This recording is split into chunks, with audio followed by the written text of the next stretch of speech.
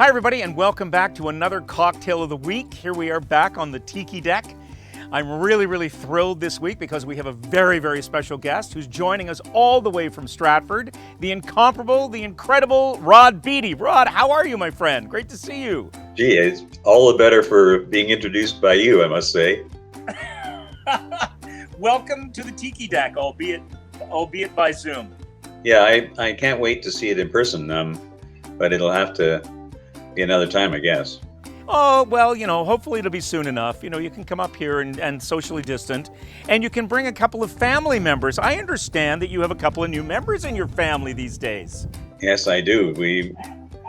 We have two puppies. You'll hear them in the background. They have lots to say, especially one of them. We decided Sorry? Will we get to meet them? We hope so, yeah. They're very busy, of course. Oh, of course they are. And how long have you had two dogs at the same time, Rod? That's madness. Yeah. We've had them now for a week and 3 days, and they're puppies. They're 11 weeks old. When they were 9.5 weeks old. So they're as you probably know, their bladders are only good for about a couple of hours. So we're both somewhat sleep deprived. My bladder's only good for a couple hours now, Rod. So it's funny how it comes around again, isn't it? It totally comes around. when we were puppies, and now that we're older. I might not make it through the making of this cocktail. I'm telling you. He was right. Second childhood, complete oblivion. It totally comes around. It's great to see you, my friend. You've been well. You've been keeping busy. You've been keeping active down there in Stratford. Yeah, I've had my hip replaced. Oh. The end of June, and I decided that wasn't enough of a challenge, so I got two dogs, and I'm telling you, it really accelerates the healing process because if you have a 10-week-old puppy that's squatting on the kitchen floor at 3 o'clock in the morning, you don't go for your cane, you go for the puppy. So you learn how to walk unassisted to the backyard real fast. Now, what are their names? Their names, we realized when we first met them that one of them did most of the talking for both. So she's called Gabby. Beautiful. Gabrielle is her name, but Gabby for short. And the other one is going to be an athlete. And Pat thought that the most graceful female athlete she could think of was Dorothy Hamill. So she's named Dorothy, and she's called Dory. So we have Gabby and Dory, who will perhaps make an appearance. Oh, I hope so. I'm excited about that. That's fantastic. So now you have a very special cocktail that you claim, and I'm sure rightly so, we're going to find out, to make the definitive Brandy Alexander. Is that correct? Well, I've been told that it's definitive, and on pretty good authority, and not just one authority either. So now, it's who bestowed that credit on you? Well, it was originally bestowed by Jennifer Phipps and Martha Henry. It originated back in the 70s. We were very enamored of the Alexander technique, which, as you know, is a series of exercises and manipulations which improve your posture and your relaxation. And our version of the Alexander technique was the Brandy Alexander, which we had at the end of the show.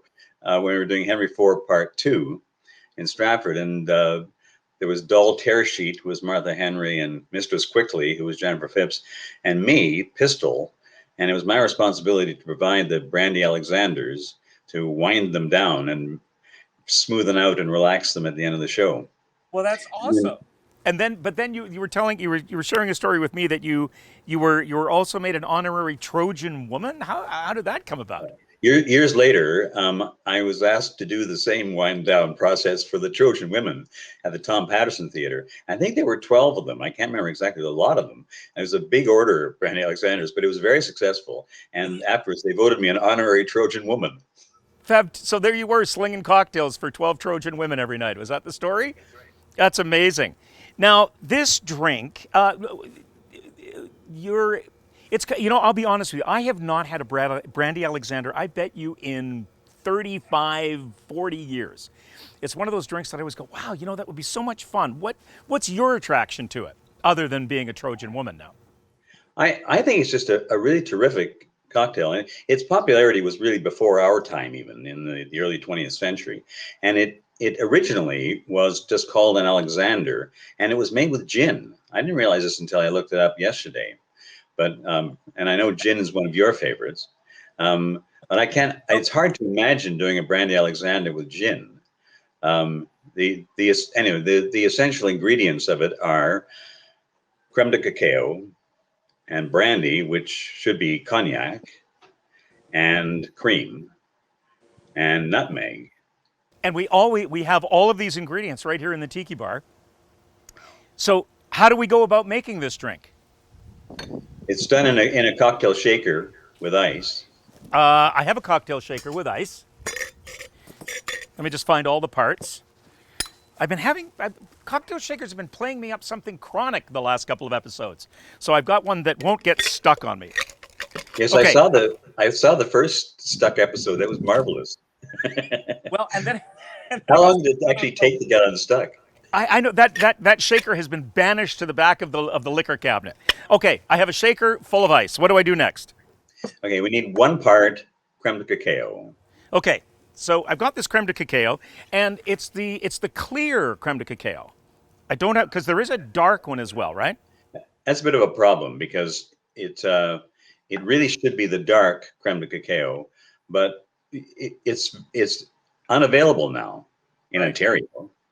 And I understand that it's because the dark creme de cacao, being slightly more expensive, didn't sell. So the LCBO has decided that they won't stock it. And so we're stuck with it. And originally I thought, oh, well, that's all right. It's just the color that's different. But it isn't just the color. It's actually different ingredients. And the clear creme de cacao is slightly sweeter than the dark creme de cacao. And it makes it just not as good for this drink. So I apologize in advance, but you're getting a slightly inferior version of the genuine article. Never. I'm sure it's going to be delicious. So how much am I putting in? An ounce? Yeah, we should 1 part. So if we're making for 2 people, say 1 ounce, yeah. Okay, well we're making for the crew. We're making for Lisa and for Sarah as well. So there's an ounce of creme de cacao in there. Okay. Done. 2 parts cognac.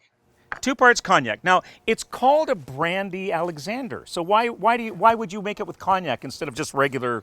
I mean, this is a really terrific brandy, but why the preference for cognac? Which we have. We have a Courvoisier VSOP. It just, you'll have to take my word for it, David. It just tastes better. And in a bar or a restaurant, if you order a Brandy Alexander, they'll give you bar brandy. Right. And as far as I'm concerned, you might as well use Varsol. It just isn't as good. I believe me, on occasion I have had a Varsol cocktail. It's not to be repeated. So I'm putting in 2 ounces of cognac. 2 parts, yeah. 2 parts cognac. Okay. So we have 1 part creme de cacao, and now we have 2 parts cognac. Excellent. There we are. And now we're going to do 3 parts of cream. Okay. I have some 18% cream. Is that okay? Table cream? Traditionally, it's the 35% whipping cream, but that's quite heavy, and I prefer the 18%. Okay. And I don't think it makes a lot of difference to the taste either. Well, 35%. That's whipping cream, isn't it? 35%. Yeah. It's as thick a cream as you can get legally in Ontario, and it's wonderful stuff. You got time for a little episode? Yeah, for sure. I did a cooking course in Victoria, which happened to be done by the Cordon Bleu when they were doing a cross-country tour, and it was during a run of one of my shows, and it was done during the daytime, so I was available to take this class. The other people in the class were all restaurant professionals, but this guy did a week of classes, and the last day he did Zabayon, and used cream for it, and he was disgusted because he could only get 35% cream instead of what he would normally use in France, which would be about 42% cream, but isn't legal here. And he said he would make do with the 35%, and he made 24 desserts with 1 half pint of this stuff. But so it wasn't as if there was a whole lot of cream in it. But one of the restaurant people was horrified by this and said, "Would it be possible to do it with 18% cream?" And he said, without betting an eye, he said, "But of course, you simply use twice as much. The fat gives the flavor." Perfect. Okay, I have creme de cacao, I have cognac, I have cream in a shaker full of ice. What happens next? We now shake. Okay. Shake without getting it stuck. Tell me when to stop shaking. I'll just keep shaking until you tell me when to You, stop. you want to give it a bit of a froth. You want the cream to froth a bit.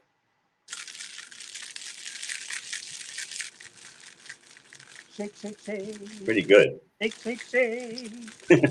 Your booty. Shake your booty. How's that? Sounds good. Okay.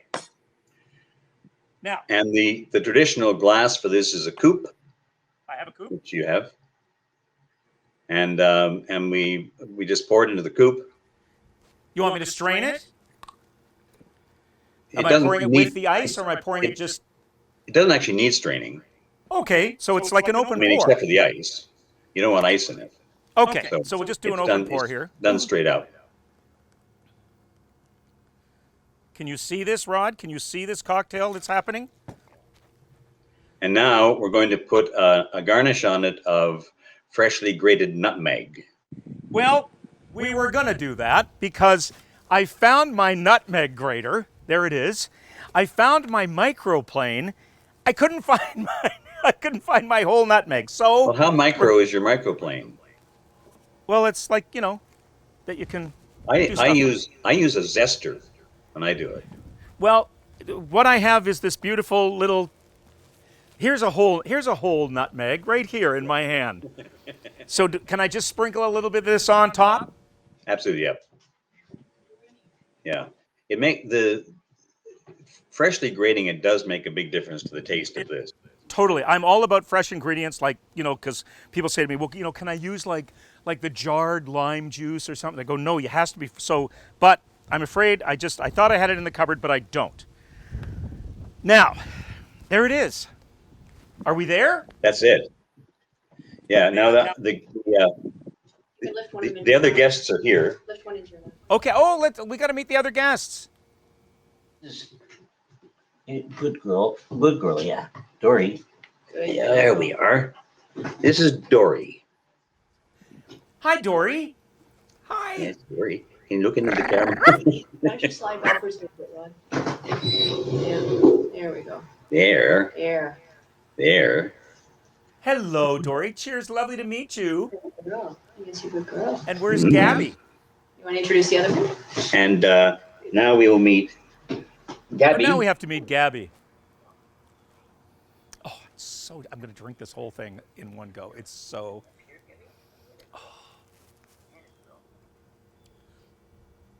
Oh, I'm going to steal this. This is Gabby. Hi, Gabby. Oh my God, they're twins. Well, they're from the same litter, and they look very similar. And come back a bit. Yeah, it's a good girl. It's a good girl. Yes. Mm-hmm. Oh. Yeah, it's a good girl. Yeah. Hello, Gabby. Cheers. Cheers, Gabby. Cheers. I'm going to have a little sip of this now in your honor. Good girl. Good girl. Yeah, they of course look quite different to us now, and they have very distinct personalities, but they're a handful. Rod, this cocktail is exquisite. It is fresh, and I thought, well, the cream is just going to be so maybe cloying or whatever, but the cognac and everything and the creme, it just lifts it right up. The nutmeg is, albeit from a tin, it's lovely. It's just a delightful, delightful cocktail. Yeah, there's debate of whether it's better to have before eating or after, because it is a kind of it sometimes is served as a dessert, Right. and it is quite rich. We of course had it after the show in the theater. Well, I now have a new post-show tradition. This is gonna I'll probably never become a Trojan woman, but you know, this is an It's exquisite. the closest we will come to it in our time and gender, David, to being Trojan Yep. women. Now, this is an exquisite cocktail. Now, what would you serve with this if you were going to have a little appetizer or something with it?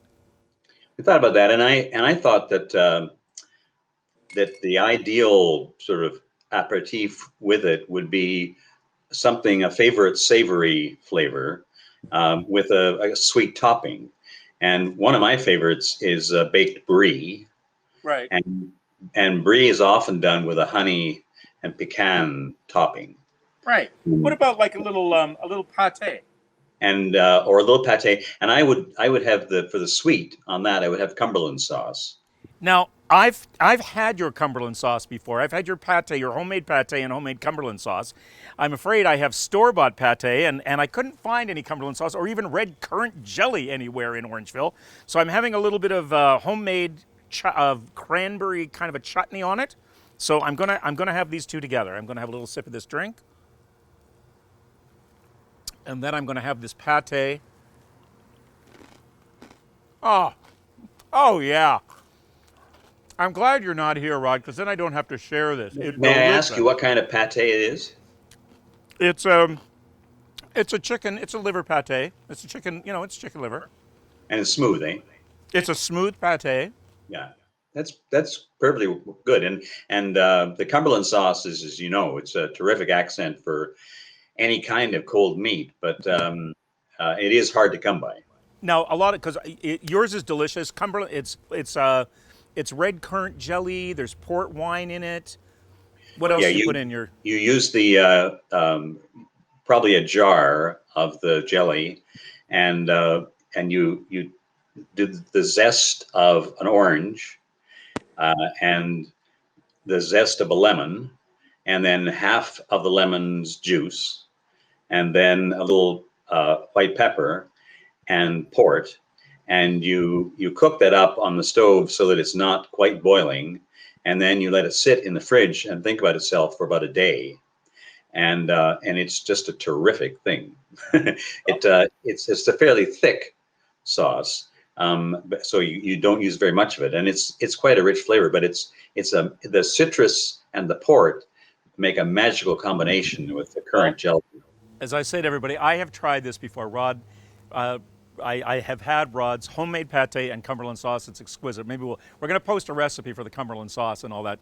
We're going to post it with this as well. I read somewhere that this was John Lennon's favorite cocktail. This was his absolute I did not go-to. know that. So we're all in very good company. Rod, if you were going to kick back with some pate, some Cumberland sauce, a beautiful Brandy Alexander, and you wanted to put on a record, who would you be listening to? Well, I thought about that one too, and the thing I hear in my head when I think of those tastes is John Arpin, the late great Canadian pianist, who did Scott Joplin better than anybody else, as far as I can tell, and also did a recording which I understand he said late in his life was his favorite of his own recordings, called the Blue Gardenia. And it's a South American music, and it's a magical recording. Again, a little hard to come by, but if you can, it's worth it. We're going to find it because you can bet we're going to link it to this video. Blue Gardenia, Cumberland sauce, homemade pate, and an exquisite, it is indeed, my friend, the definitive Brandy Alexander. And you'll find yourself turning into a Trojan woman. I can feel it already. I kind of feel it a little bit already. There I am. Great, yeah. Rod, thank you so much. What a delight to meet Dory and Gabby and Machaya on your new family. That's so wonderful. And cheers, my friend. Thank you so much for joining us. Cheers to you, David. Thank you. And we will have that drink on this deck super soon, as soon as we can. A great pleasure. Look forward to it. Cheers. Thank you, my friend. All the best. Oh, you guys aren't getting any of this. I'm just telling you right now. It's not happening. Thanks.